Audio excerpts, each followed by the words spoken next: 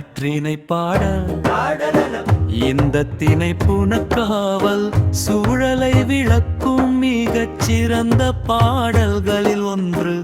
பெருவரை அடுக்கத்து அருவியார்க்கும் இருள் நிரப்புனவன் ஏனல் காப்ப பகலிடை வந்த பனி பொழுதன்றே.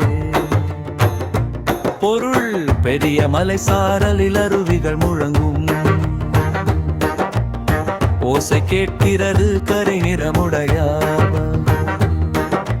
கானம் குறவன் வளர்த்த திணை பயிரை காக்கும் பொருட்டு பகல் பொழுதில் குளிர்ச்சியான சூழலில் தலைவி காவல் இருக்கிறாள். அங்கு வேட்டுவ கோலத்தில் வரும் முருகன் அவளை சந்திக்கிறார்.